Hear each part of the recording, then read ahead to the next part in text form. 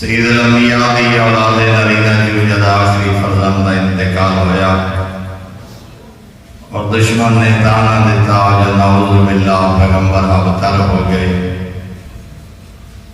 نبی پریشان ہوئے، اللہ نے فوراً جبرائیل نو بھیجے.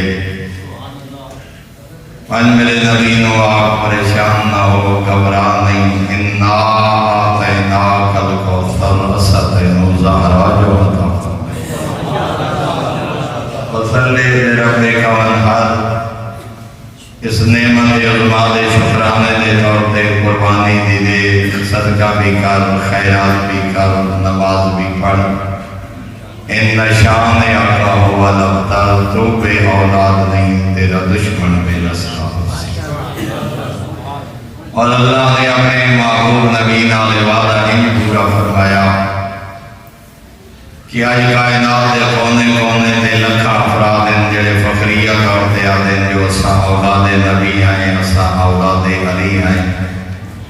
کوئی ایک فرد بھی نہیں جڑا کہ جو میں امیہ بن خلف دی اولاد ہاں یا میں عقبہ بن ابی معیط دی اولاد ہاں، کیونکہ مالک کا وعدہ ہی میرا پیغمبر تیری ذریت قیامت تک باقی راسی، تیرا دشمن بے نسل. اور ذریت پیغمبر دی وقات ذریعہ جناب سیدہ الوجود اور الکوثر دی پہلی عملی تفسیر جناب حسن مجتبی اور دوسری عملی تفسیر وادی کربلا. اور یہ عقیدہ اور نظریہ ہے جنہوں لوگ اپنی جانا قربان کر کے امن علی نسلہ تک پہنچائے. حجاج ابن یوسف دے دربار جناب سعید ابن جبیر آئے اور اس سے پوچھے کہ سعید تیرا بھی عقیدہ ہے کہ حسنین ذریت پیغمبر؟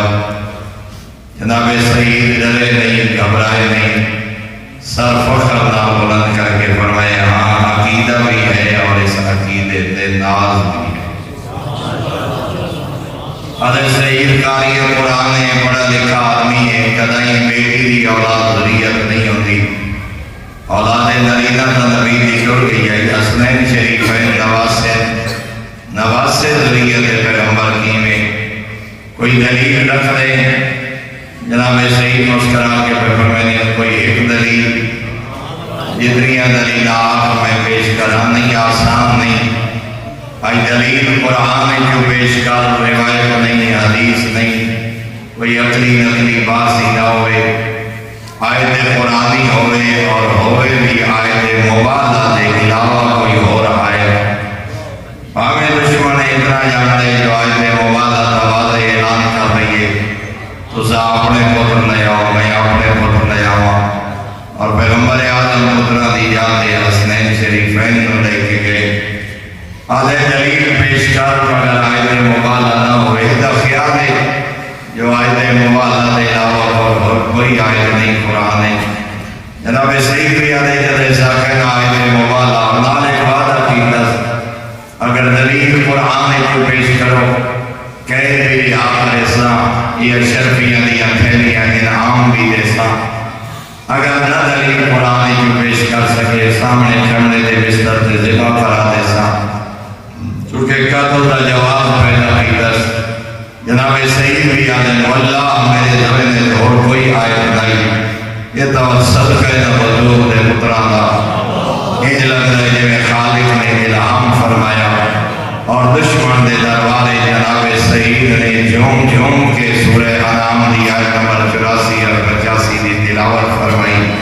وَوَهَبْنَا لَهُ إِسْحَاقَ وَيَعْقُوبَ كُلًّا هَدَيْنَا وَنُوحًا هَدَيْنَا مِن قَبْلُ وَمِن ذُرِّيَّتِهِ دَاوُودَ وَسُلَيْمَانَ وَأَيُّوبَ وَيُوسُفَ وَمُوسَىٰ وَهَارُونَ وَكَذَٰلِكَ نَجْزِي الْمُحْسِنِينَ وَزَكَرِيَّا وَيَحْيَىٰ وَعِيسَىٰ وَإِلْيَاسَ كُلٌّ مِّنَ الصَّالِحِينَ. جناب سعید بیان اللہ نے ان آیات جناب ابراہیم کی ذریت کی آئی ہے. کائنات کا خالق فرما رہے داؤد سلیمان ذریت ابراہیم، زکریا یحییٰ ذریت ابراہیم، عیسیٰ و موسیٰ ذریت ابراہیم ہیں. جناب عیسیٰ اور ابراہیم کے درمیان ہے 37 نسلوں کا فاصلہ. 37 نسلوں کے فاصلے کے بعد بغیر باپ دے بدن مریم